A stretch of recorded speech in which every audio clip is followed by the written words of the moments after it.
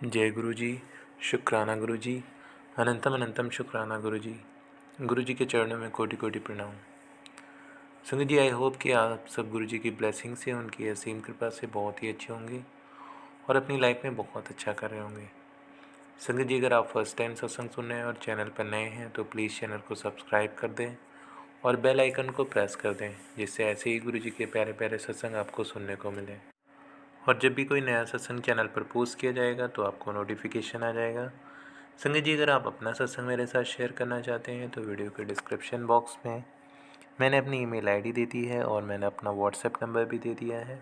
आप चाहें तो अपना सत्संग लिख कर या फिर ऑडियो वीडियो रिकॉर्ड करके मेरे साथ शेयर कर सकते हैं। गुरु जी की कृपा से आपका सत्संग सभी संगत के साथ शेयर किया जाएगा। जय गुरु जी। संगत जी, आज का जो सत्संग है वो उर्मिला आंटी ने शेयर किया है। उर्मिला आंटी दिल्ली से हैं। ये इनका पहला सत्संग है। तो संगत जी, आंटी ने अपना सत्संग लिख कर मेरे साथ शेयर किया है। तो संगत जी, सत्संग स्टार्ट करने से पहले हमेशा की तरह आप सब मेरे साथ एक बार गुरु जी का मंत्र बोलेंगे, फिर मैं सत्संग पढ़ूंगा। तो चलिए संगत जी, आंखें बंद करिए और मेरे साथ एक बार सच्चे मन से गुरु जी का मंत्र बोलिए। ओम नमः शिवाय, शिव जी सदा सहाय। ओम नमः शिवाय, गुरु जी सदा सहाय। जय गुरु जी। तो संगत जी, अब मैं उर्मिला आंटी का सत्संग पढ़ने जा रहा हूँ। सत्संग बहुत ध्यान से सुनिएगा, क्योंकि गुरु जी कहते हैं सत्संग बहुत ध्यान से सुनना चाहिए। ओम नमः शिवाय, शिव जी सदा सहाय। ओम नमः शिवाय, गुरु जी सदा सहाय। जय गुरु जी, शुक्राना गुरु जी, अनंतम अनंतम शुक्राना गुरु जी। सारी संगत को जय गुरु जी। संगत जी, मैं दिल्ली से अपना सत्संग शेयर कर रही हूँ। मुझसे सत्संग शेयर करते कुछ रह जाए तो मुझे माफ़ कर देना मेरे गुरु जी, मेरे भोले बाबा। संगत जी, मैं गुरु जी से कैसे जुड़ी मुझे पता ही नहीं चला। माफ़ करना संगत जी, मैं नहीं, गुरु जी ने ही मुझे अपने आप से कैसे जोड़ा मुझे नहीं मालूम। क्योंकि संगत जी, मैंने गुरु जी को कभी नहीं देखा था। 2014 में एक बार मेरी दीदी के मुँह से मैंने सुना था कि छतरपुर में एक गुरु जी का आश्रम है।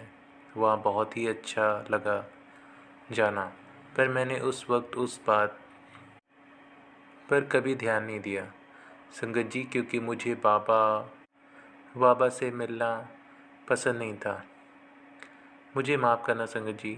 2023 में मुझे YouTube पर एक भजन बहुत अच्छा लगा था, क्योंकि वो शिव जी का भजन था संगत जी, और वो मैं रोज़ काम करते हुए अपने फ़ोन पर चलाकर सुनती रहती थी, जिसके बोल हैं ओम नमः शिवाय, शिव जी सदा सहाय। ओम नमः शिवाय, गुरु जी सदा सहाय। और मैं रोज़ ये भजन सुनती संगत जी। एक दिन यूट्यूब पर मैसेज आता है, पुत्र तू चिंता मत कर, दुखी मत होया कर, तू अपने मन की बात मुझसे किया कर, मैं तेरी मन की हर बात जानता हूँ, तेरा प्यों तेरे नाल है। ये मैसेज देखा और मैंने पढ़ा तो मेरी आंखों से पानी बहने लगा। मुझे ऐसे लगा कि जैसे कि मुझे बिना कहे कौन समझ सकता है, कैसे कोई मैसेज में आपके दिल का हाल समझ सकता है। और मैं बहुत रोई। फिर धीरे धीरे मेरे मन में जो भी परेशानियाँ होती, तभी गुरु जी का मैसेज ब्लेसिंग्स बनकर मेरे सामने आ जाता। मैं बहुत ही अकेला महसूस करती कि मैं अपने मन की बात किसी से नहीं कर सकती, क्योंकि संगत जी, मुझे ऐसा लगता था कि मुझे कोई नहीं समझता कि मैं क्या महसूस करती हूँ। जिससे भी बात करती, सबसे ऐसा जवाब मिलता कि मुझे और भी गुस्सा आ जाता और मैं पहले से भी ज़्यादा दुखी हो जाती। और ऐसे में गुरु जी ने एक माँ की तरह मुझे संभाला, मेरे सर पर हाथ रखा कि मैं जितना शुक्र करूं मेरी उम्र छोटी पड़ जाए। शुक्राना गुरु जी, बहुत बहुत शुक्राना मेरे भगवान।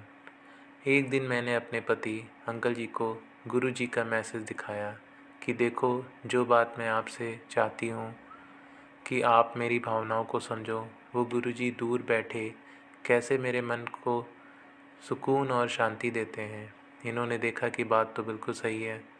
फिर एक दिन मैसेज आता है कि पुत्र, तेरे ऊपर ब्लैक मैजिक किया है, पर तू फिक्र मत कर, मैंने तेरा ब्लैक मैजिक जड़ से ख़त्म कर दिया है। मैंने जैसे ही यह मैसेज पढ़ा तो मैं घबरा गई, क्योंकि संगत जी मेरे हंसते खेलते घर में क्या हुआ कि हम 4 सदस्य घर में, पति पत्नी और मेरे दोनों बच्चे, हम सब जब भी एक साथ बैठते तो बहस होती और बात कुछ भी नहीं होती थी।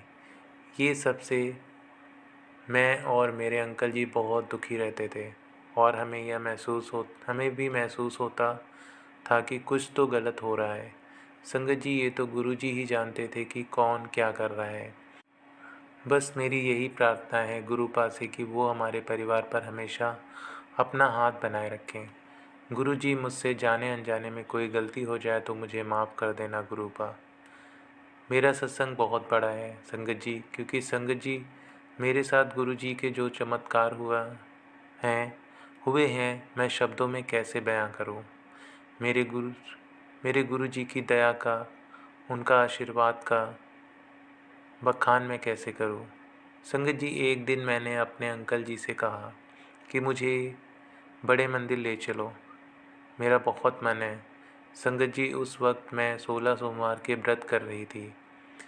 ये बात अक्टूबर 2023 की है। तो संगत जी मैंने गूगल पर किया सर्च करना शुरू किया कि बड़े मंदिर कहाँ है और कब कब खुलता है।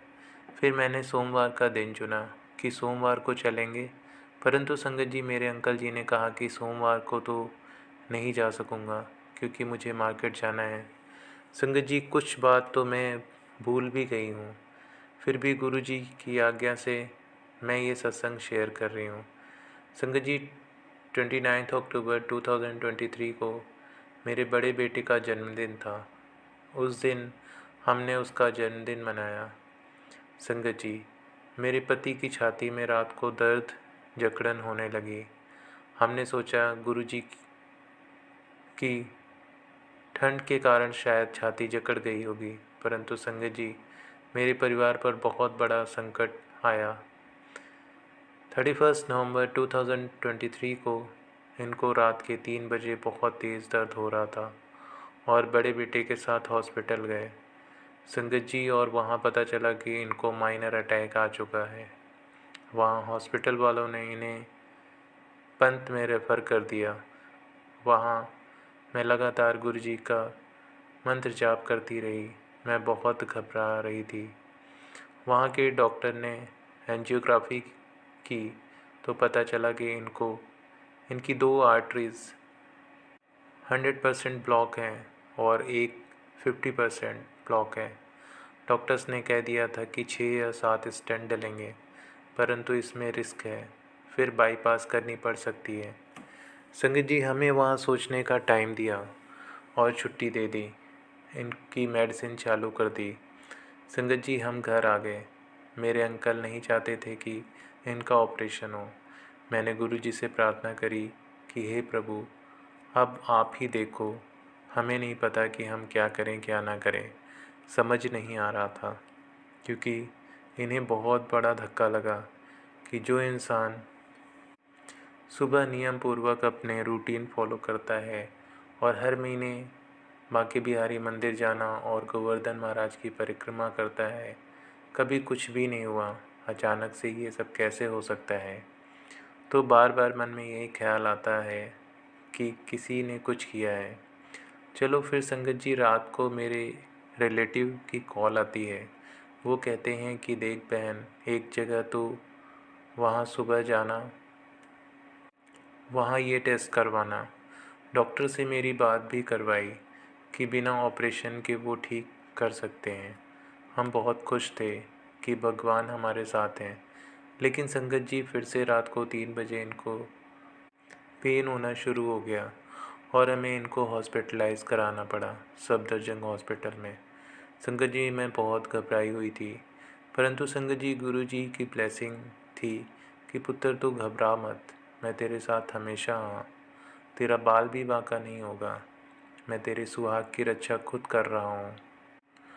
संगत जी ऐसा लगा मानो साक्षात शिव जी की शक्ति मुझे मिल गई हो।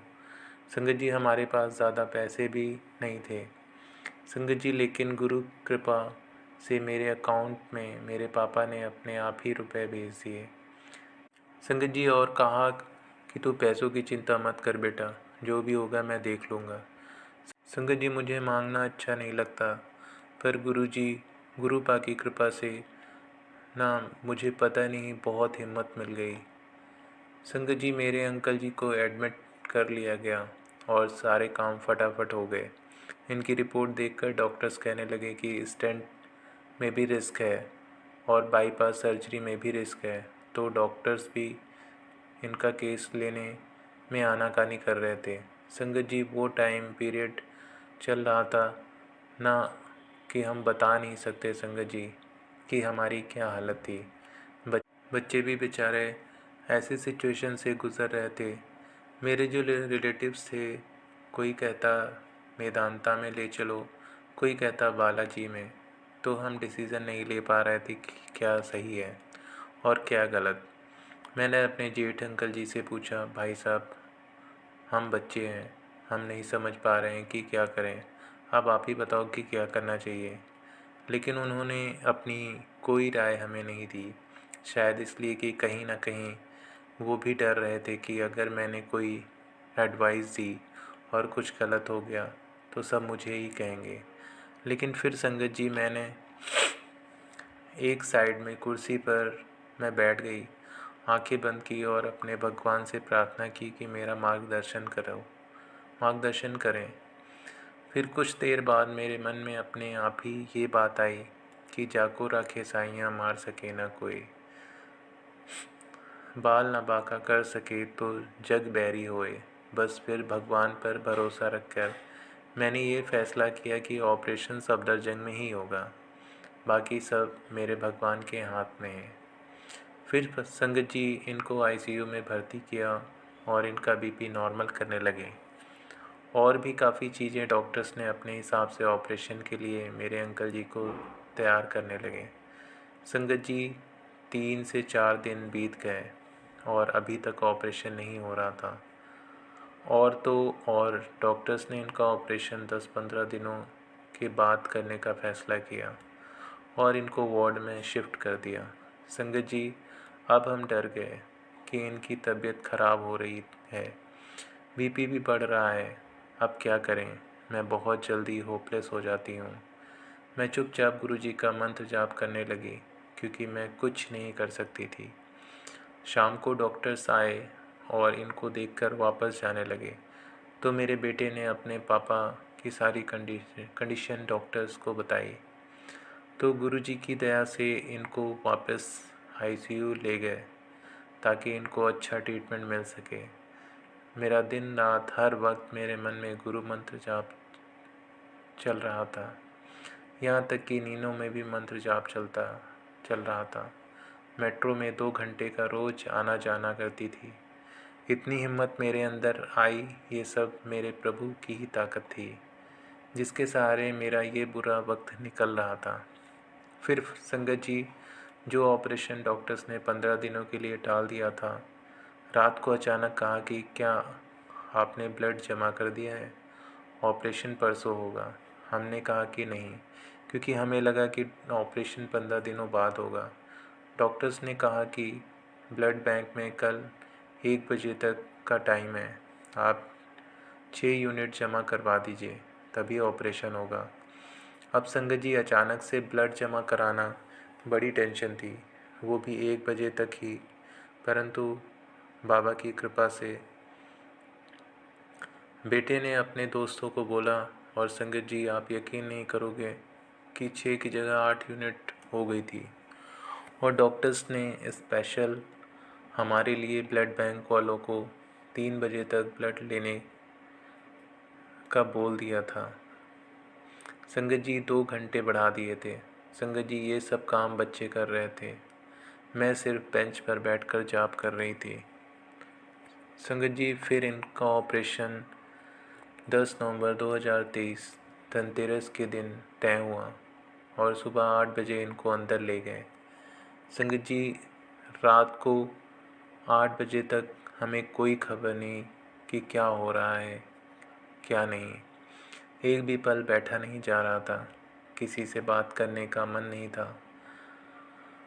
बस प्रार्थना थी कि सब ठीक हो जाए, सब ठीक हो जाए। संगत जी, रात को 8 बजे बेटे को दिखाया, तब इनको अंकल जी को वेंटिलेटर पर रखा हुआ था। डॉक्टर्स ने कहा कि बहुत ही क्रिटिकल सिचुएशन है, हम जितना ऑपरेट कर सकते थे हमने किया। डॉक्टर्स के कहे अनुसार संगत जी, इनकी अभी सिर्फ एक आर्टरीज़ ही खुल पाई थी और डॉक्टर्स ने कहा कि हम हार्ट के साथ ज़्यादा छेड़छाड़ नहीं कर सकते और कहा कि 72 घंटे तक कुछ नहीं कहा जा सकता। संगत जी, मेरा रो रो कर बुरा हाल था। अब बस एक ही आसरा था उस परमात्मा का। हाँ संगत जी, मैं एक बात बताना भूल गई। संगत जी, जिस दिन इनको वार्ड में शिफ्ट किया गया, उस दिन इनको अपने आप साक्षात जय जय गुरु जी, गुरु पा के दर्शन हुए। मैंने इनसे कहा कि आप घबराओ मत, बस गुरु जी का ध्यान लगाओ, सब ठीक होगा। तब मेरे अंकल जी ने मुझे बताया तो मैं हैरान हो गई और बहुत इमोशनल हो गई कि मेरे गुरुजी ने इनको ब्लेस कर दिया। शुक्राना गुरुजी, बहुत बहुत शुक्राना, लख लख शुक्राना गुरुजी। फिर संगत जी, मेरे अंकल का ऑपरेशन धनतेरस को हुआ था और डॉक्टर्स ने भी कहा कि अभी होश आने में समय लगेगा। संगत जी, एक बार तो मेरा मन किया कि मेरा तो सब कुछ यही है, मैं क्या करूँगी घर जाकर। पता नहीं गुरुजी का मैसेज आया कि मैं तेरे घर आ रहा हूँ, स्वागत की तैयारियाँ कर। फिर संगत जी, मैंने सोचा कि मैं क्यों ना अपने घर में दिया जलाऊँ, सब ठीक होगा। और संगत जी, मैंने अपने आंसू पोंछे, आंसू साफ़ किए और रात को 9 बजे मैं घर के लिए निकल गई और रात में 10:30 बजे मैंने दिए खरीदे और घर जाकर नहा धोकर धनतेरस का दिया जलाया। संगत जी, सत्संग तो बहुत लंबा है और संगत जी, मेरे अंकल जी अगले दिन 18 घंटे बाद मेरे अंकल जी को 18 घंटे बाद होश आ गया।